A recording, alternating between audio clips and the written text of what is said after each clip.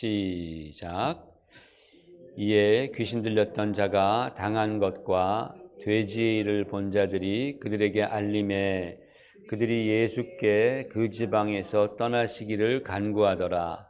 예수께서 배에 오르실 때에 귀신 들렸던 사람이 함께 있기를 간구하였으나 허락지 아니하시고 그에게 이르시되 집으로 돌아가 주께서 내게 어떻게 큰 일을 행하사 너를 불쌍히 여기신 것을 내 가족에게 알리라 하시니 그가 가서 예수께서 자기에게 어떻게 큰 일 행하셨는지를 데가볼리에 전파하니 모든 사람이 놀랍게 여기더라. 아멘. 앉으시기 바랍니다. 지난주에 우리는 우리가 복음을 믿는 것, 예수님을 믿는 것과 세상의 종교가 어떻게 큰 차이가 있다라는 것에 대해서 말씀을 나누었습니다. 세상의 모든 종교는 자기의 경전을 갖고 있는 고등 종교로부터 시작해서 샤머니즘과 같은 그러한 하등 종교까지 어떤 종교를 막론하고 기본적으로 다 내가 잘해야 한다라는 겁니다. 내가 잘해야지 복받을 수 있다. 그래야지 내가 잘해야지 내가 믿는 신으로부터 인정도 받고 사랑도 받고 또는 구원도 받고 축복도 받을 수 있다라고 가르칩니다. 즉 네가 먼저 자격이 되라. 그러면 하늘은 스스로 돕는 자를 도울 것이다. 네가 먼저 자격이 되면 하늘도 돕는다라는 그렇게 가르치죠. 그게 종교입니다. 그런데 성경이 말씀하는 하나님의 사랑, 하나님의 구원은 그것과는 정반대입니다. 하나님께서 우리를 사랑하시는 이유는 우리가 자격이 있어서도 아니고 우리가 하나님께 기쁨을 드려서도 아니고 그분 앞에 우리가 순종을 잘해서도 아닙니다. 우리는 이미 죄로 말미암아서 영적으로 망한 존재들입니다. 영적으로 파산한 존재들입니다. 그래서 우리의 힘으로는 회생이 불가능한 겁니다. 그런 우리들을 위해서 주 예수께서 십자가를 지시고 고난을 받으셨습니다. 왜? 하나님의 그 무한하신 사랑을 아무 조건 없이 우리에게 베풀어 주시기 위함이었습니다. 그렇게 주님께서는 십자가에서 팔을 벌려 못 박히셨듯이 우리에게 두 팔을 벌려 나의 사랑의 품, 은혜의 품으로 오라라고 말씀하시는 거예요. 조건이 없어요. 우리는 그냥 그 오라는 말씀만 믿고 가면 되는 것입니다. 그게 바로 은혜입니다. 성경이 말씀하고 있는 은혜예요. 성경은 분명히 말씀하기를 구원은 하나님께서 주 예수를 통해서 우리에게 주신 선물이라고 말씀했습니다. 여러분, 선물은 값을 치르는 게 아닙니다. 하나님께서 주신 이 선물은 값을 매길 수도 없고 또 갚을 수도 없는 어마어마한 가치를 갖고 있는 선물입니다. 예전에 어떤 사람이 사업을 하다가 쫄딱 망하게 되었습니다. 파산을 당했습니다. 좀 있으면 사랑하는 가족들과 함께 길거리로 나서야 할 지경이 됐습니다. 이 젊은 사업가가 너무나 암담해서 여기저기서 사업 자금을 좀 융통해 보려고 했지만은 이미 신용이 떨어질 대로 떨어진 사람에게 도움을 주는 은행이나 사람은 하나도 없었습니다. 그 사람은 절망했습니다. 절망 중에 이제 내 가족들 어떡하나, 내 어린 자녀들 어떡하나 걱정하다가 퍼뜩 한 사람이 머릿속에 생각이 나서 그분을 찾아갔습니다. 그분께 자초지종을 다 얘기하고 사정을 말했습니다. 그랬더니 그분이 한참 이 젊은 사업가를 쳐다보더니 긍휼한 마음이 생겼든지 그에게 선뜻 큰 자금을 빌려주었습니다. 얼마나 놀라운 일입니까? 기대도 사실은 안 했는데 그런 큰 자금을 받았으니 너무 놀랍고 얼마나 감사했겠습니까? 정말 입에 침이 마르도록 감사하다, 감사하다라고 이제 조아린 다음에 그가 그 돈 가지고 열심히 사업을 해서 그 회사를 살렸습니다. 그리고 마침내는 아주 탄탄한 기업으로 성장을 했습니다. 물론 그때 이 사람이 빌렸던 돈은 사례와 이자까지 두둑히 쳐서 이미 다 갚았습니다. 그런데 이 기업가는 매년 이 어르신을 찾아가 뵙는 거예요. 그러면서 언제나 갈 때마다 귀한 선물을 드리는 겁니다. 시간이 오래 지나서 이 어르신이 얘기합니다.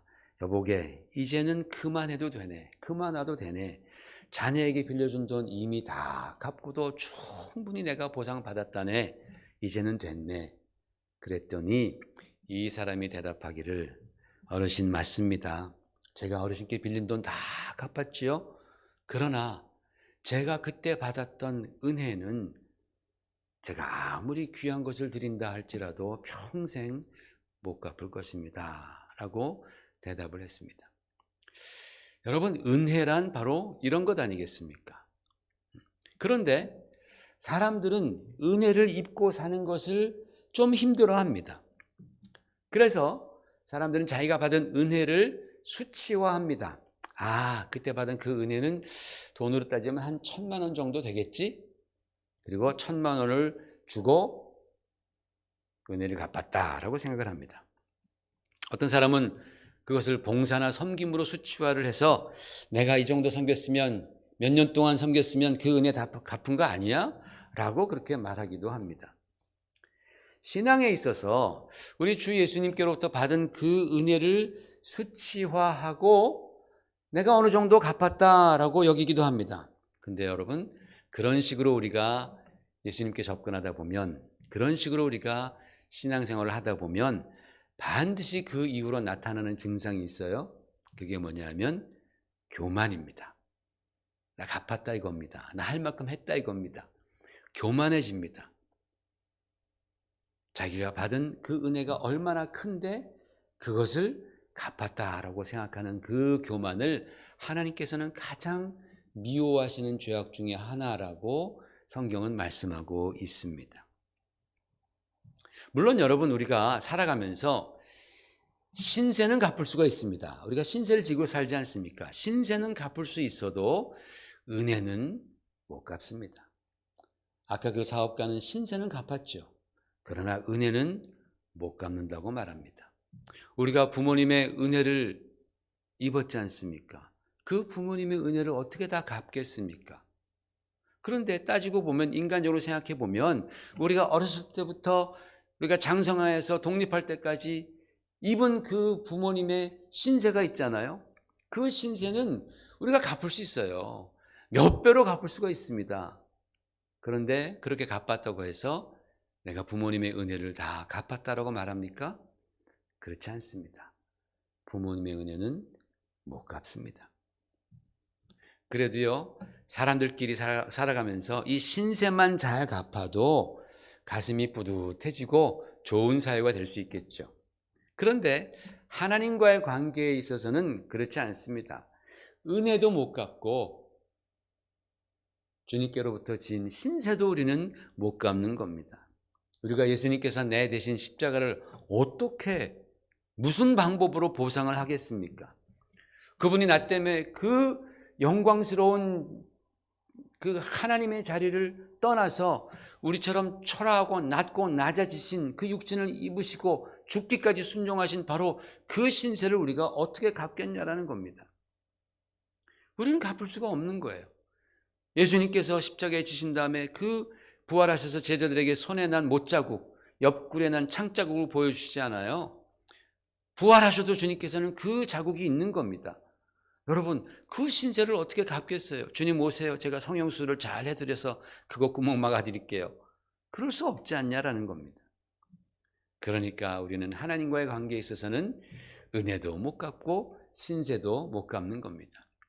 그냥 주야장창 하나님께 받고만 사는 존재들이 바로 우리들입니다.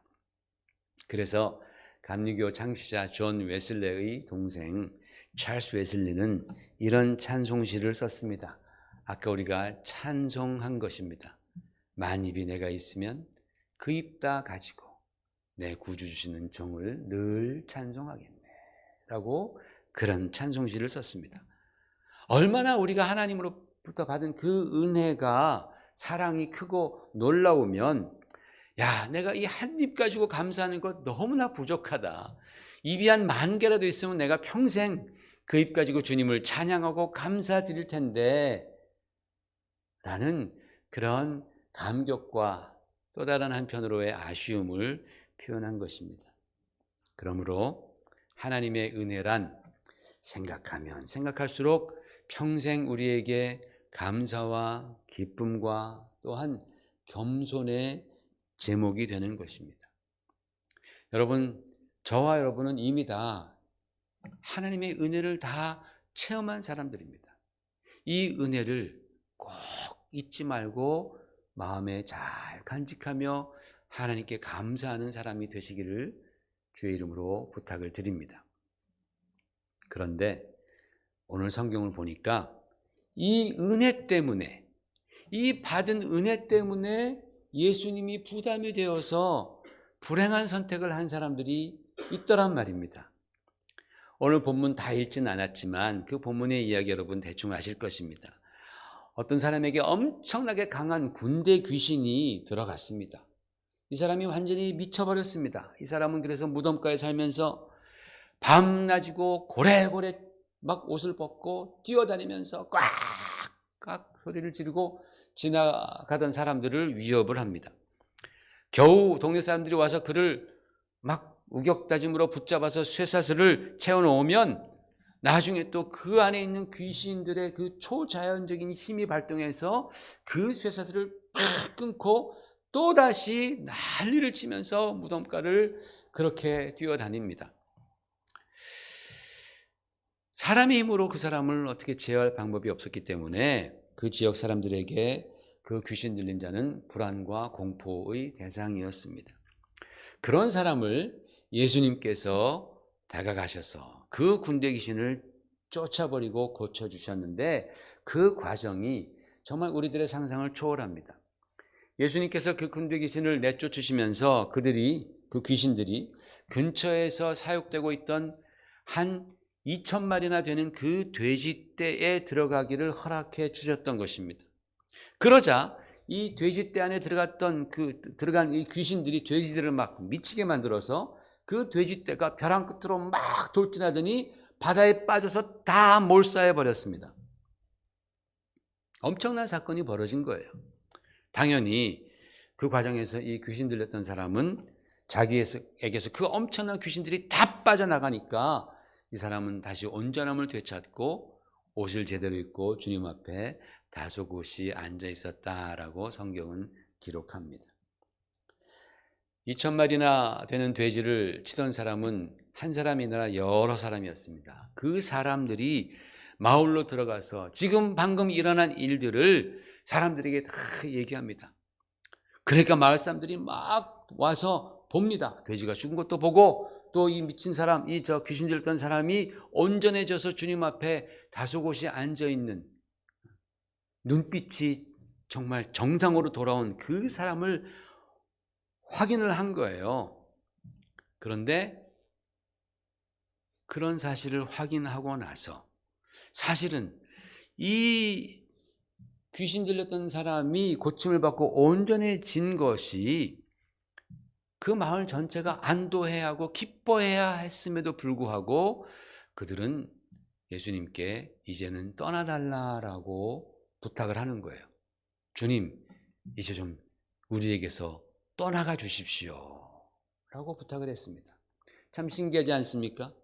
다른 지역에서는요, 예수님께서 능력을 행하시고 사람들을 고쳐주시고 귀신을 쫓으시고 막 가르치심을 주시면은 사람들이 너무 좋아서 좀 더 계셔달라고 그렇게 애원을 했습니다. 그런데 이 데카볼리 지방 사람들은 주님께 떠나달라고 요구를 했습니다.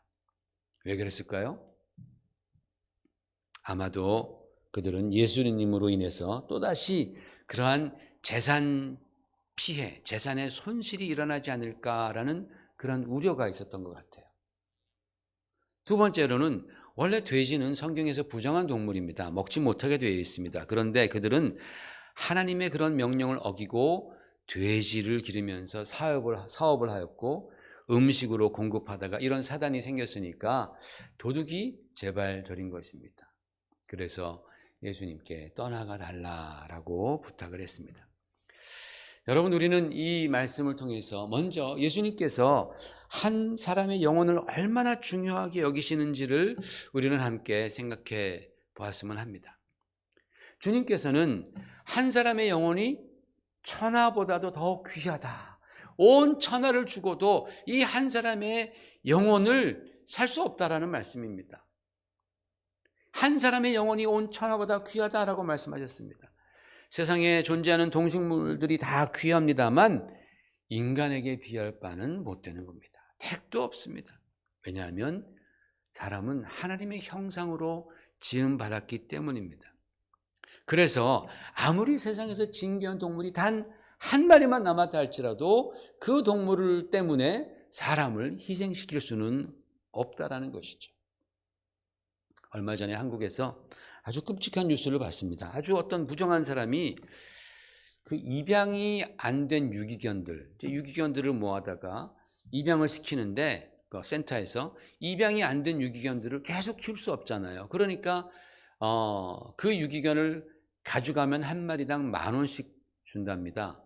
어떤 사람이 그걸 알고서 그 유기견들을 10,000원씩 받고서 데리고 왔어요. 데리고 와서 굶겨 죽이는 거예요. 나중에 신고가 들어와서 그 사람이 무슨 고물상인가 하는데 그 마당에 갔더니 그 유기견의 사체들이 무려 1,200마리나 나왔다라는 겁니다.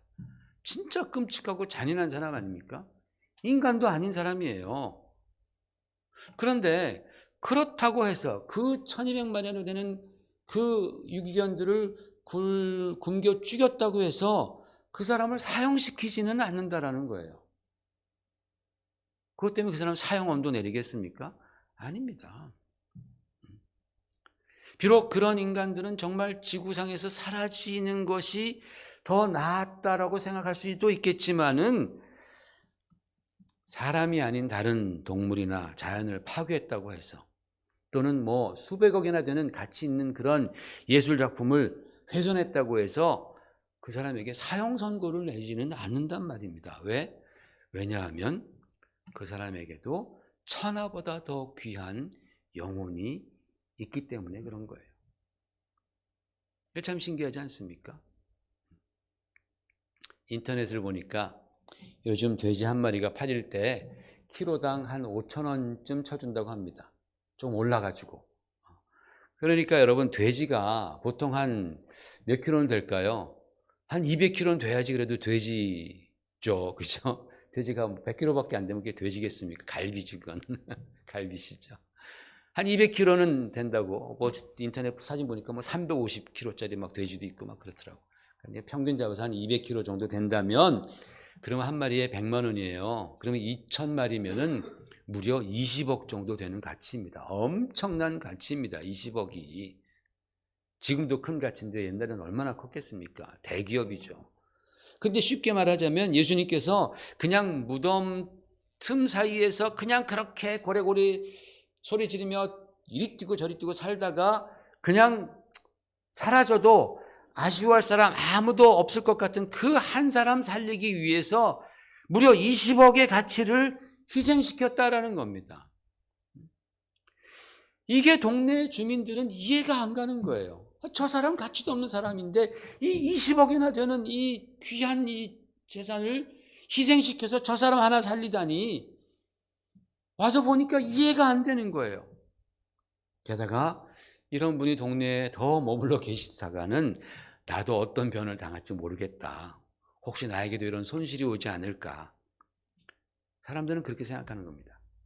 한 영혼이 살아 돌아오는 것보다 내 재산 지키는 게 더 큰 걱정이었다라는 겁니다. 주님께서는 지금 죽느냐 사느냐 정말 그런 갈림길에 선 한 영혼을 살리시려고 막 모든 것을 쏟아 부으시고 치열하게 애쓰시잖아요. 사단과 치열한 전쟁을 하시잖아요. 그런데 사람들은 그런 것 아랑곳하지 않고 자기 밥그릇 걱정했다라는 겁니다. 예수님 때문에 손해보게 되지 않을까 안절부절한 모습이 여기서 보이는 거예요. 여러분, 우리가 신앙생활 하면서 가장 원하는 것 중에 하나가 무엇입니까? 우리 인생이 잘 되는 것 아닙니까? 그죠? 내가 잘 되는 겁니다. 내 인생이 잘 풀리고 돈도 잘 벌고 우리 자식들은 또 하나님이 축복하셔서 길도 쫙쫙 열리고 막 시온의 대로가 막 열리듯이 열리고 건강도 남들보다 더 건강하고 신선함을 유지하고 그러기를 원한단 말입니다. 그걸 위해서 우리가 얼마나 애쓰고 노력합니까? 그런데 만일에 내가 예수님 믿는 것 때문에, 내가 신앙생활 하는 것 때문에 돈도 손해를 보고 내 자식들도 내가 주일날은 예배 드려야 되겠습니다 라는 그것 때문에 그래, 그럼 너는 승진 못해, 불이익을 당하고 건강도 뭐 남들과 비슷하면 좋겠는데 그것보다 더 안 좋아진다면 그러면 어떻게 하겠습니까, 여러분? 실질적으로 정말 그러한 손해가 예수 믿는 것 때문에 나에게 닥친다면 어떻게 하겠냐라는 거예요. 여러분, 그런 일들이 사실은 비일비재합니다. 정말 그런 일들이 많이 일어났던 때가 초대교회 시절 아니었습니까? 그들은 예수 믿는 것 때문에 재산을 몰수당하기도 하고 고문을 받기도 하고 또는 가족들이 뿔뿔이 흩어지기도 하는 그런 정말 우리로서는 지금 상상할 수 없는 그런 일들이 벌어졌고 손해를 많이 입었습니다. 그래서 사도 바울은 디모데후서 3장 12절에 이렇게 말씀했죠. 같이 읽어볼까요? 무릇 그리스도 예수 안에서 경건하게 살고자 하는 자는 박해를 받으리라. 그리스도 안에서 정말 참 신앙생활을 하고자 하는 자는 박해를 받으리라. 그런 말씀까지 했습니다. 여러분, 우리가 신앙생활하면서 예수 믿는 것 때문에 나에게 손실이 온다면 그래도 우리 주님 사랑하겠습니까? 또 한 영혼을 구원하기 위해서 내가 금전적 또는 시간적 또는 나의 육체적인 그런 손실을 본다 할지라도 그 일을 계속해 나가겠습니까? 아니면 이 지역의 주민들처럼 주님, 이제는 그만하시고 우리 좀 떠나가 주세요. 또는 주님, 더 이상 못하겠습니다. 주님이 안 떠나시면 저라도 떠나겠습니다. 포기하겠습니다. 저는 오늘 말씀 이 대목을 읽을 때마다 참 안타까운 생각이 들어요. 여러분도 그렇지 않습니까? 그 엄청난 일을 경험한 그 엄청난 능력을 베푸신 그 예수께서 딱 우리 앞에 계신데 주님, 이제 좀 떠나가 주십시오. 저는 이 대목이 너무나 안타까운 거예요. 어떻게 이 사람들은 그 주님, 그 축복의 근원이신 그 주님을 그렇게 떠나가라 그랬을까? 예수님께서 우리에게 주시는 그 은혜와 기쁨과 소망과 그 구원은 그냥 얻어진 것이 아니지 않습니까?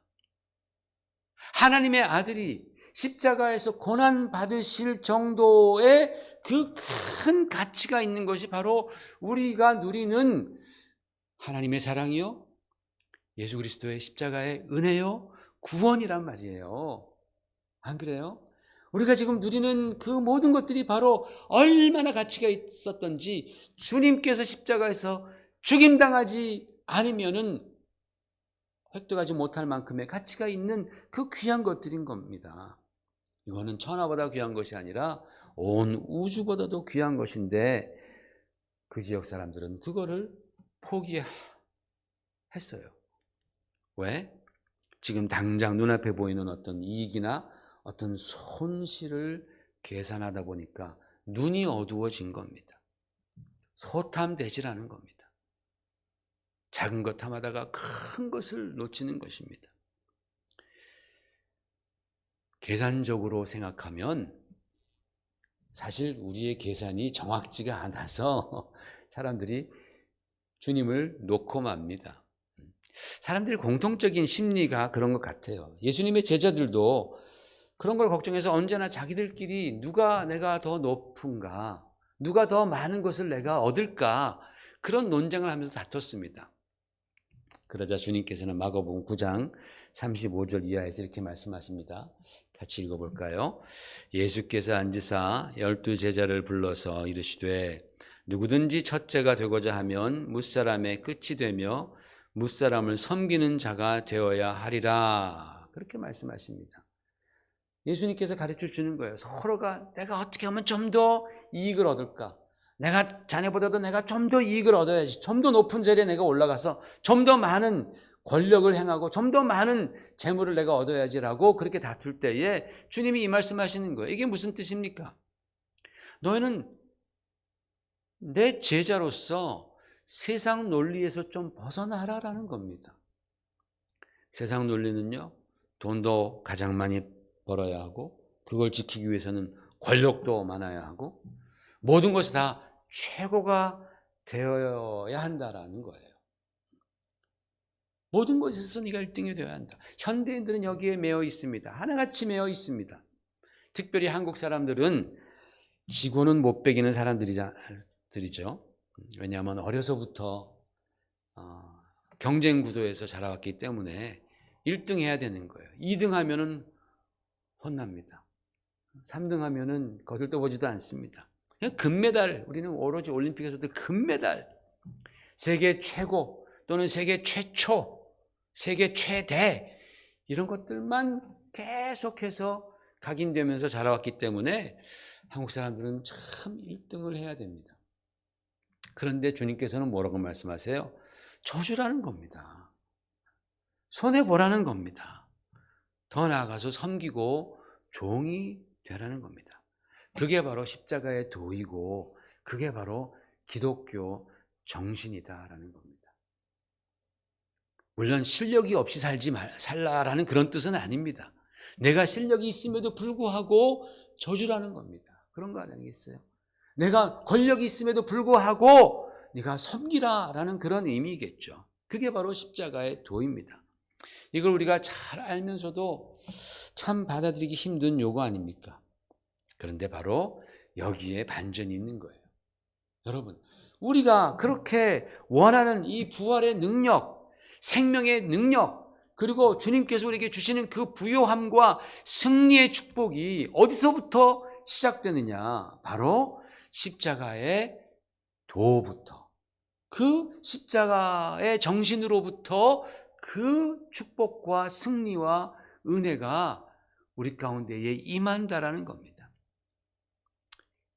이 세상에 공짜가 없듯이 우리 주님께도 공짜가 없습니다. 우리가 손해보고 희생을 하고 십자가의 정신으로 마음을 쏟고 살아갈 때에 주님께서는 그것을 잊지 아니하시고 다 기억하신다라고 약속해 주셨습니다.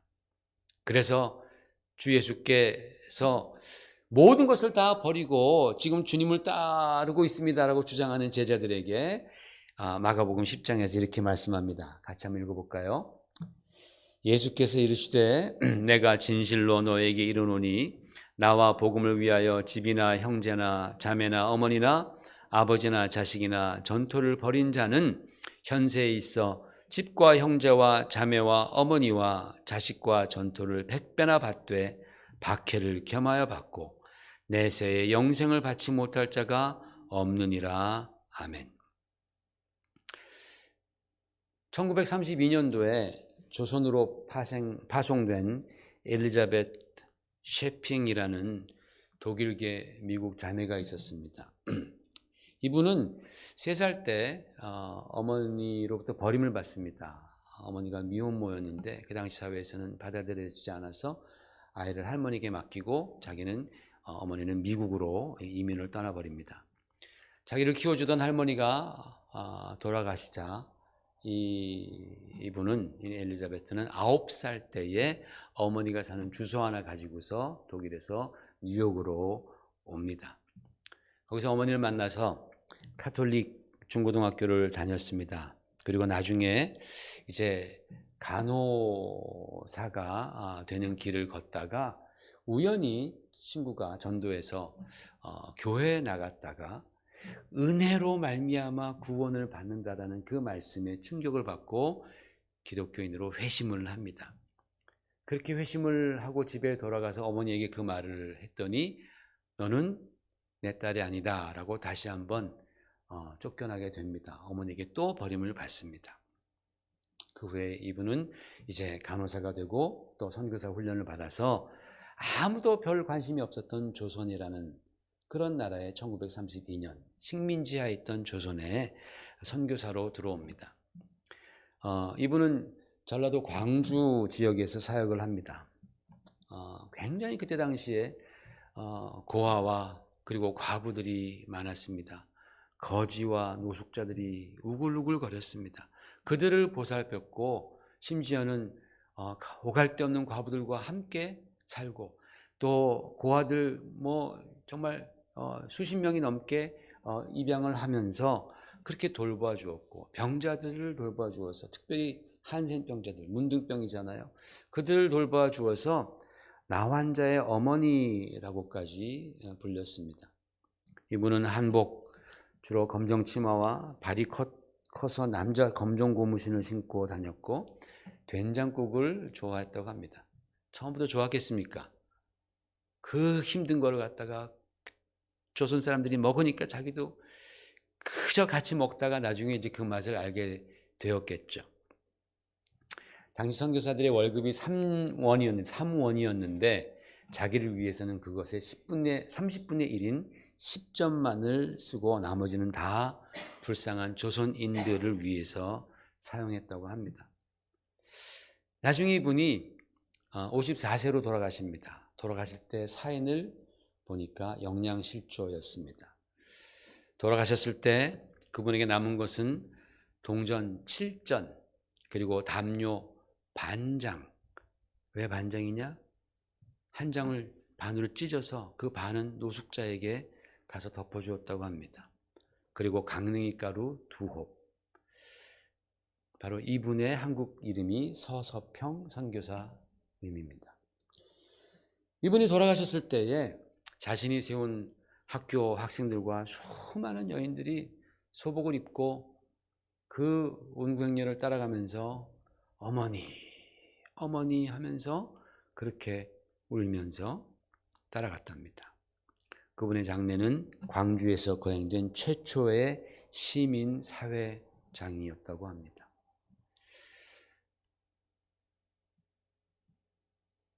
여러분, 사람들이 보기에 이 서서평 선교사님은 예수님 때문에 손해만 보고 살았어요. 평생 손해만 봤습니다. 물질적인 손해, 그리고 건강의 손해, 손해만 보고 살았습니다. 희생한 겁니다. 그러나 이분이 붙들었던 그 십자가의 희생 정신, 예수 그리스도의 정신은 일제 치하에서 병들고 아파하던 그 백성들에게 큰 위로가 되었고 또 큰 치유가 되었고 회복이 되었다라는 것이죠. 가난과 절망 가운데 빠져있던 수많은 사람들을 교육시킵니다. 특별히 여성들을 교육시킵니다. 그래서 그들이 인간다운 대접을 받게 만들어 주었고 부유할 수 있도록 해 주었다라는 겁니다. 이분이 세운 학교는 나중에 신학교가 되었고 이분이 모아서 그렇게 여성들을 모았던 그 부인 조력회는 지금 세력이 막강한 전국 여전도의 연합회가 되었고